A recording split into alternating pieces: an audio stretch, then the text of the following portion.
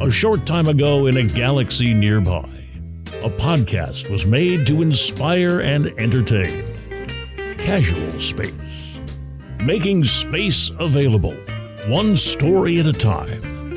Your host with grace, Beth Mund. Hi, everyone, and welcome to Casual Space, where this week I have two incredible guests with a very big announcement and some stories you're going to love.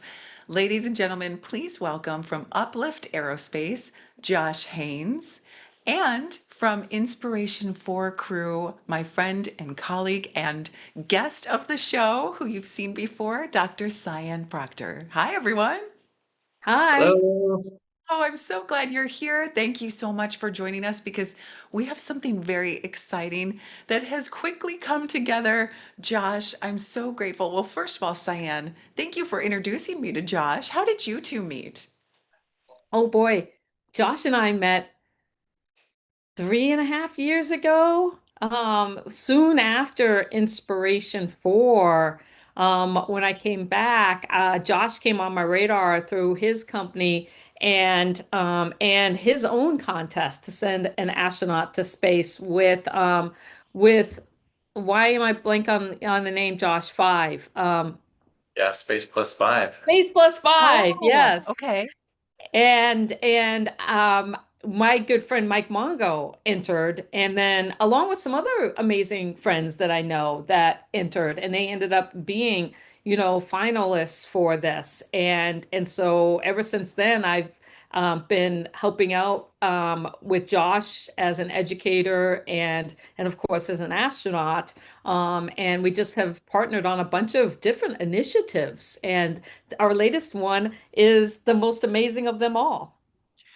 Yeah. Josh, you've been on this journey for a while. How did you, when you got to see Cyan fly, what did you think? I remember sitting down with my daughter, who I think was 3 at the time, and just watching from, I think it was our TV. But what an incredible time we live in. And so after signing up back to be able to connect with her, and I think the other powerful thing is we closely align on two high values for us, which is education and the arts. So we've had a lot of fun working together and been grateful, for her and all that she stands for and does. I often tell people that Cyan is my hero because she exudes every way she represents herself and just such a admirable way. So I am honored to be here with you, Beth, and also with you, Cyan. Oh, thanks, Josh. I only like to work with good people, and that's why I'm here with both of you.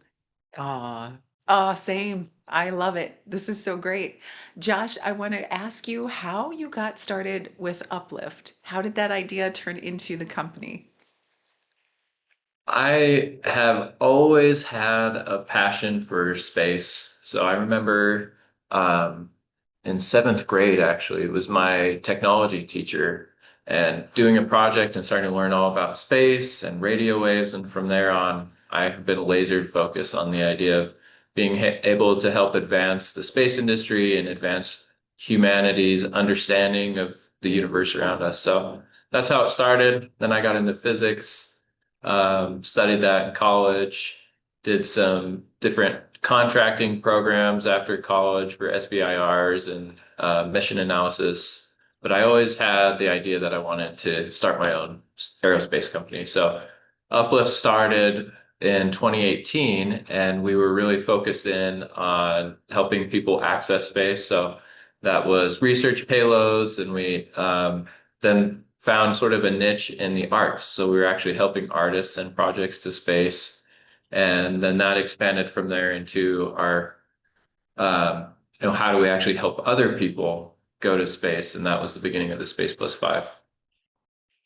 Fantastic. And so it's a perfect alignment with Cyan flying as an artist, which is such a story I love because I'll never forget Cyan. I know Josh and I talked about it offline earlier that where we were when there was a little period where anyone who knows you, Sian, like you always have great conversations and we have so much fun. And then there was this dark period where none of us heard from you and you fell off the earth. And it was like a Saturday. I was in Texas. I turn on NBC so I can see the coverage of what this big announcement is that's going to come from, Inspiration 4 and who the crew will be. And that's when I saw you. And I'm like, wait a minute, why is Cyan on TV at the launch? And then I'm like, she hasn't returned my calls in months. Hello. And then in that moment, we were in a hotel. It was the holiday. It was over Thanksgiving, I think. And I started screaming. I woke up the family. I think I woke up half the hotel. And so Josh and I were kind of reminiscing and sharing the story when we got to see you. But they chose you as an artist, even though you're a pilot, you're a geoscientist. It's just part of that story for you that I hold and Josh, we love so, we admire so much. And that hasn't stopped. It's only continued through your work and the work since you've flown. Yeah, one of the fun things about Inspiration 4 is they had two seats that were up for grabs. And one was the generosity seat, which you donated to St. Jude Children's Research Hospital, and you could win that. And the other was the one that kind of flew under the radar, and that was the prosperity seat. And because Jared Isaacman is an entrepreneur, that's how he became very successful. He wanted somebody to help represent his entrepreneurship. And so the prosperity seat, in order to get selected for that, you had to, one, open up an e-commerce shop. You had to offer some kind of service or product as an e-commerce merchant, and you had to create a 2-minute Twitter video expressing why they should take you to space. And so for me, it just made sense that I had found my authentic voice as an artist and a poet during COVID, and people were asking about how can I get, my art. And I thought, okay, well, I might as well do this as an artist because I had tried to become a NASA astronaut as a scientist and an educator. So I was like, hey, let's go with the arts. And I got so fortunate in that I opened up my e-commerce shop, space2inspire.art, and I started offering art and products and stuff on that.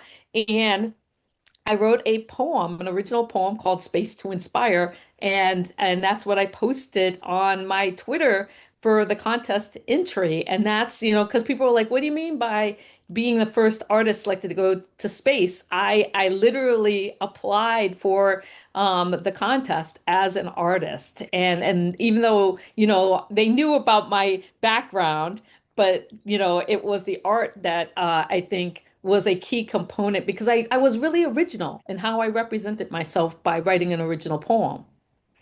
Yes, you are original, Siam, in every way in your poems. And now you have books and collections and your art's displayed everywhere. Like so many people are becoming familiar with your art if they haven't already. So as they follow you and grow.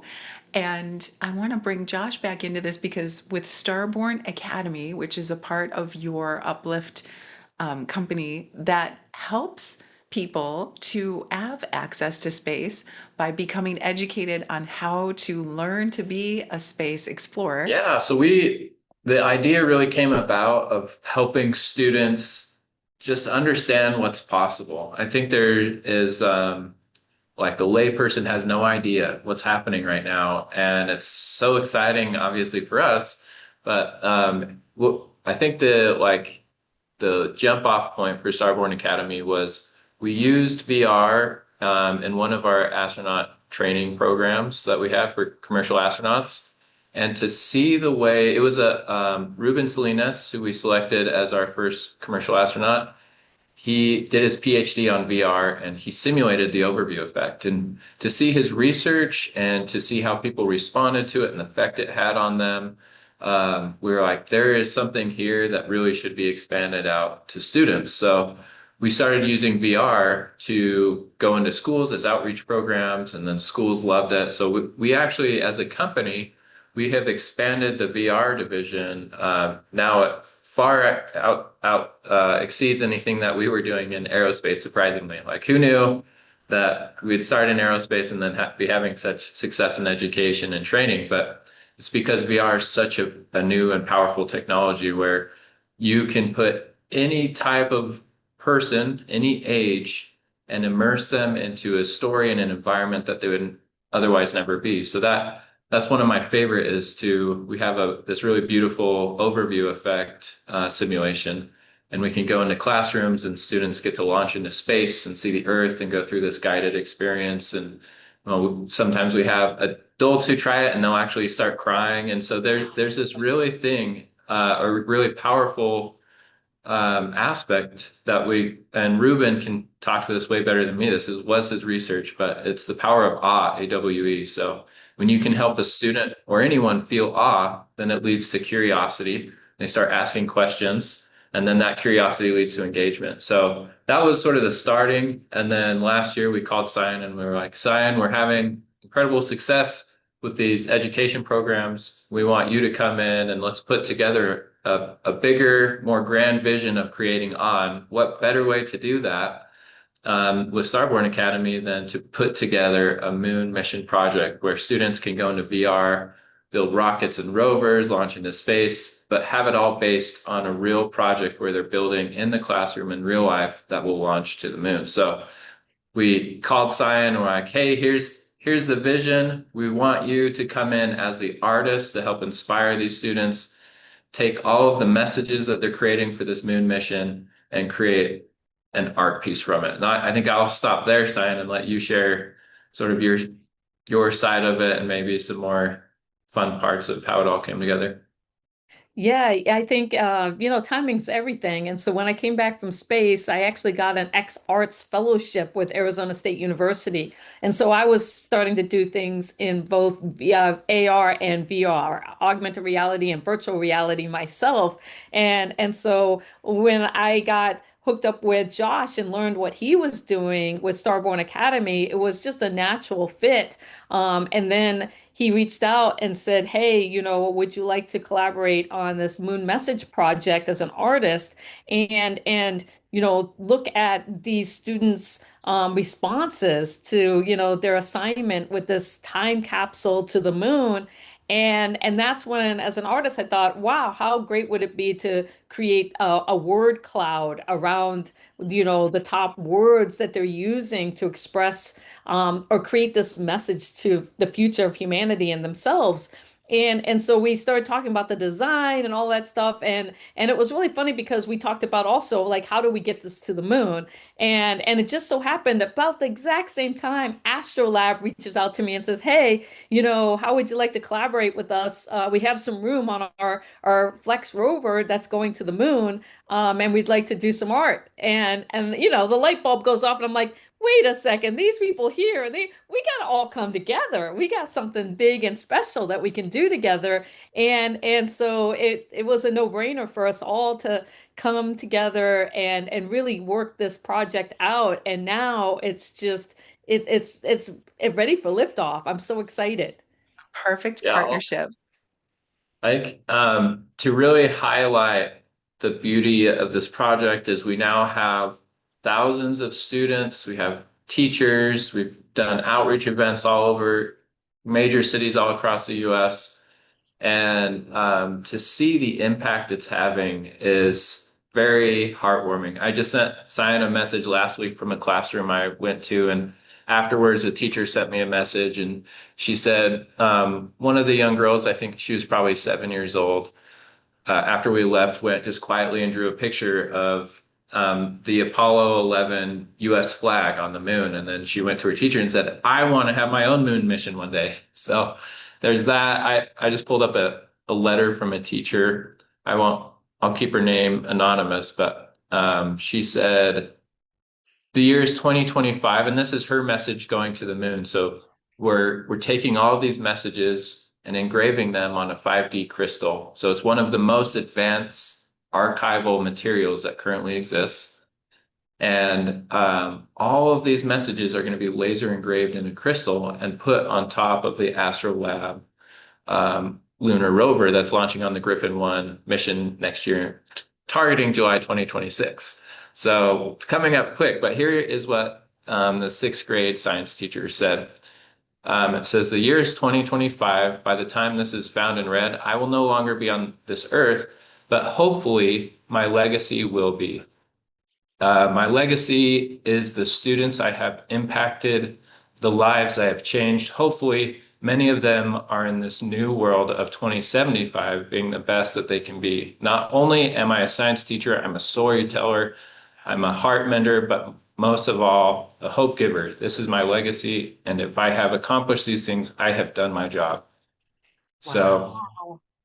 That is just, so powerful. That's what yeah, it's so all that's about. that is exactly that is why we're doing this, and we're so excited to have all these incredible partners come together because space is the one truly unifying environment. It brings us together as a people, it inspires us, it helps us dream and think bigger. And that was really at the heart of this, of why Sian and I wanted to collaborate and put together this moon mission program for students and for everybody really around the world. You guys are gonna laugh, but I just did the math in my head and I was like, oh, I'll be 105. I may or may not be around for this 50-year moon message celebration. Fingers You never crossed. know.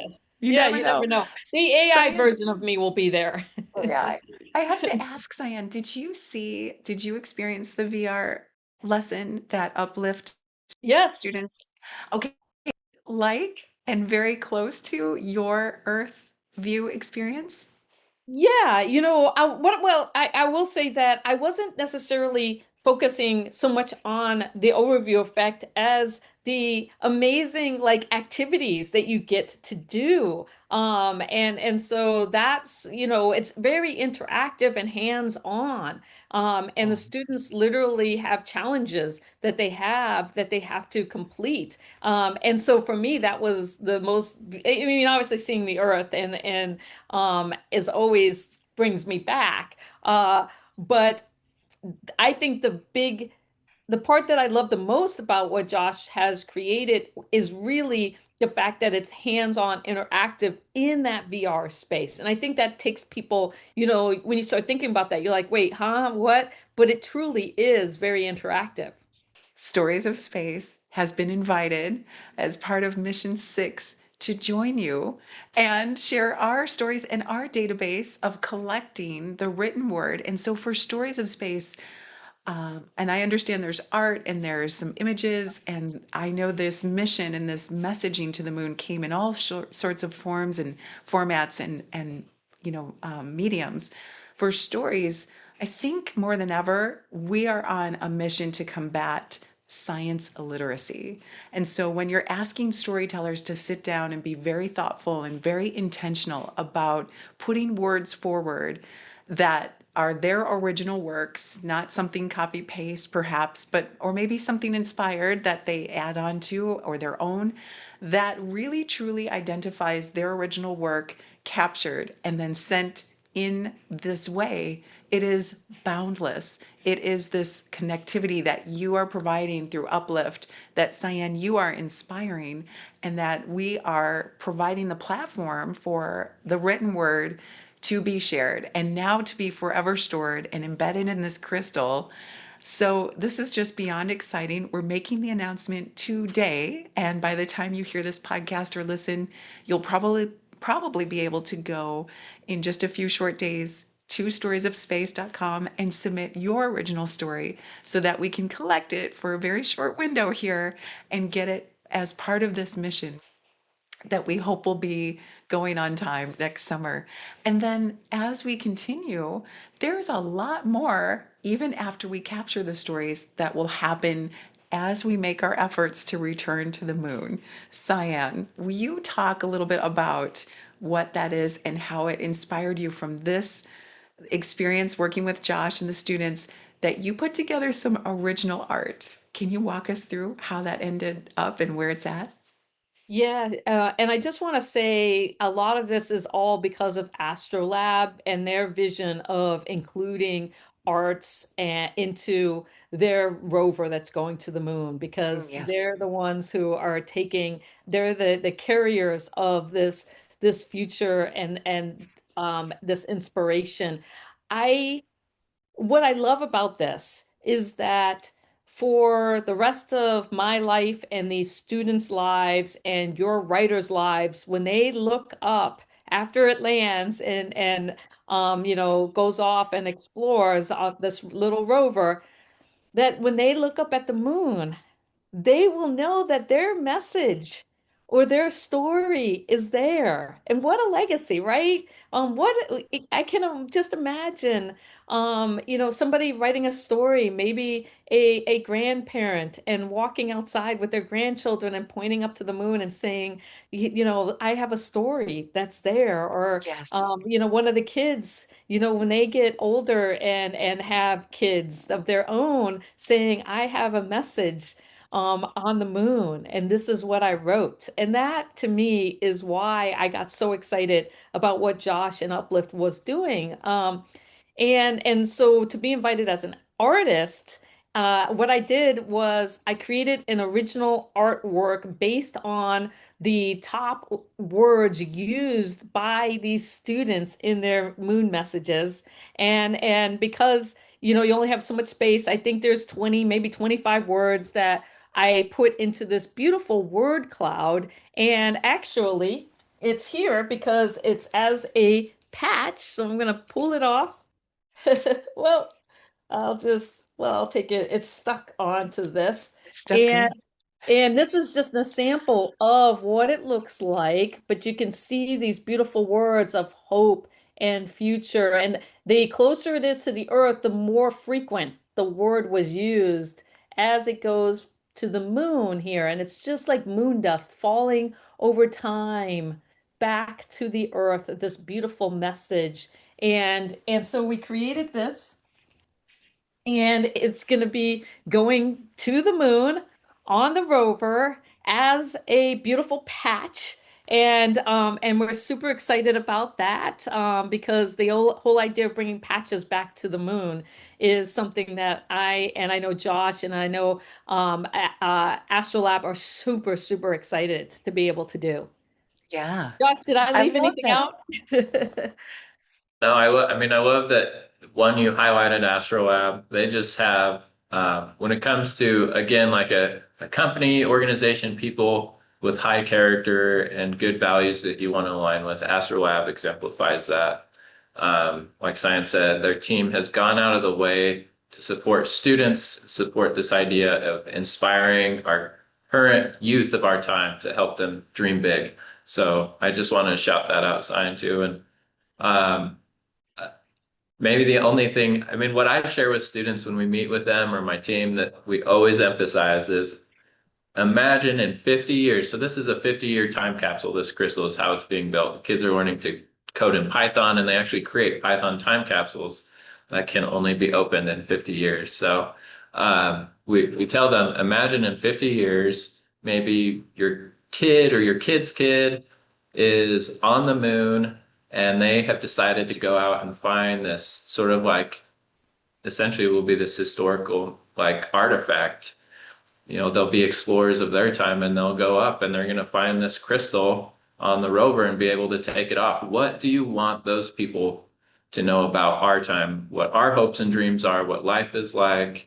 So that's really what we're trying to do. And to have Beth, your stories for space, and all the writers that have participated with you and the scientists and storytellers to join. It just fits so beautifully, and we're so excited to be able to partner with you on this mission too. We are so excited. And I'm also excited about that patch, Cyan. Is that the first time we're seeing it, or have you unveiled the patch before? We've done a couple of outreach events with the patch, which has been really great with Fairmont hotels, with students, with where Josh is from in Utah. Just really kind of like Nice. because it's a students, it comes from the students, this patch and this inspiration. So we've been able to share this with them, which again is a source of inspiration. And but the broader public, we're really kind of announcing now, and that's with Astrolab, and that's exciting because it really corresponds also with you coming and being a part of this amazing journey with us. Well, thank you. I'm so honored, and I'm honored to have been able to see that patch. I just saw it for the first time earlier in the week, and now everyone who is part of the casual space community and stories of space will get to see it, and they're going to love it. And patches really tell a story, and they have so much symbolism, and there's a lot that goes into the thoughtfulness of the design of the patch. So we both love patches. I know you love yours. You're wearing your inspiration for a patch. You've got your beautiful patches behind you on the wall. And I have a feeling that this conversation on patches is going to continue because there's something in the works that plan together against your inspiration, Cyan, to do this. Do you want to give us a little teaser on what's next when it comes to patches?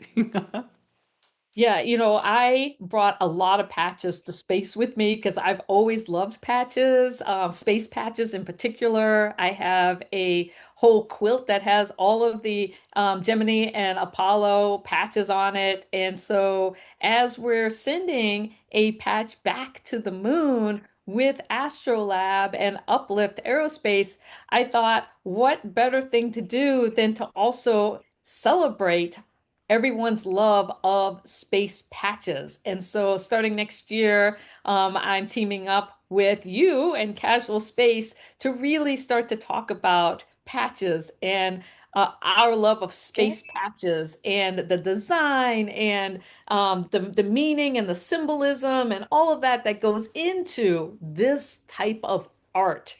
And so I am so excited about that. I know Josh is excited about that because we're going to be talking to people about their love of patches as we prepare to send that patch to the moon, and it all kind of comes together at the same time as humans go back to the moon, as Artemis 2 goes around the moon with the first person of color, Victor Glover, and the first woman. And to me, I'm just like, when we talk about Artemis, and there's so much to unpack here, Beth. I know. I know. I'm just chomping at the bit. I have so many favorite patches to bring forward, and I can't wait to hear yours and talk about some of your designs that have gone into these patches. Of course, the Artemis, Yes. the woman in the moon behind you, is one of my favorites. I love it. I know our sensorium patch. There's a Yes. lot. I cannot wait for this. I'm so honored to be asked and to join you and co-host with Josh and have so much fun making this docu-series.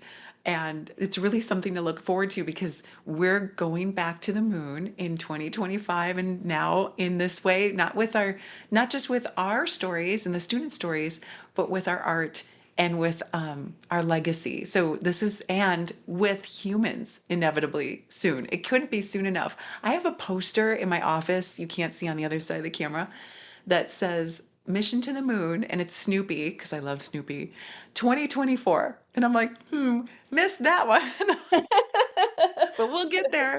There, My Snoopy patches, and we're going to there talk they are. about what company made these patches. This is my Apollo NASA side, and this is kind of my new space side, and it's Yeah. going to be fun to have these conversations about the past, the present, and the future through the art. What I was saying, the art through exploration, And space patches, yes, patches yeah, for from the space. artists themselves, some of the artists are going to join us, Yes. and some of the actual astronauts and space explorers who put that mission into reality. This is going to be so great.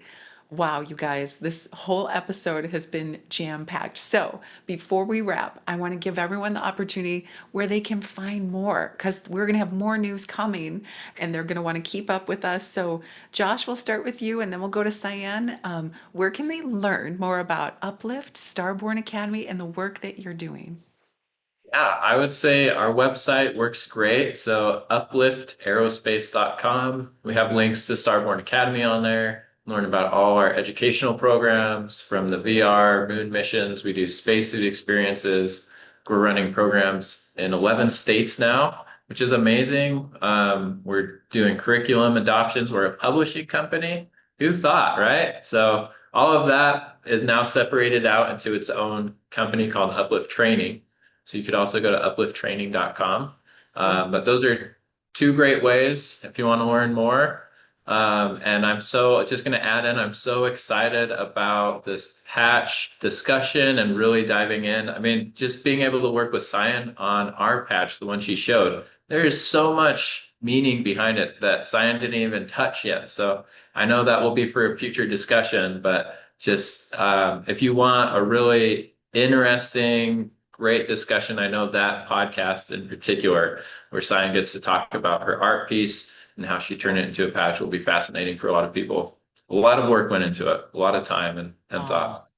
And it's beautiful. It's coming. Sian, people probably already know Space to Inspire, but where can they find more from you and get some of your works? Yeah, so spacetoinspire.art is my art store. And so if you're looking for that holiday gift, definitely go and check out all the stuff that I have. I have fun merchandise and posters and books and ways to inspire and art kits. But also we will be launching patches for space.art from there. And so when that's ready to go live, there will be a link out. And that's where, if you have a love of patches, we're also going to be inviting people to, share their patch with us, with a chance to come and talk to you and me, Beth, and on the podcast. So I'm excited about that too. And so just keep tuning in for the new year, because a lot's going to be happening in 2026. Yes, yes. I'm so grateful. I'm very excited. Thank you both so much. And by the way, all of the things that they've mentioned and all the links so that you can check this out will be here in the show notes. Also, they are on the Stories of Space website. So as you submit your story and you want to be inspired by this particular patch, Sian's patch that's going to the moon on this beautiful rover through Uplift Aerospace, this is all in the links on Stories of Space. You'll find it there. As you're writing your story, you can look at it and be inspired. All right, thank you so much for joining us. I know we're going to be talking really soon in the new year, so don't miss out. Join us. Make sure you sign up for everything where the links are available and follow us. And if you're seeing this like within the next 2 days, and today is Thursday, send your story. You have a chance in like 4 days to continue this legacy of sending your words, your story on this very special mission. The deadline is the 16th of December. Don't miss it. Thank you for joining us. Thank you, Josh. Thank you, Sian. Thank you so much for the opportunity to send stories to the moon. And I can't wait to work together with both of you in the new year.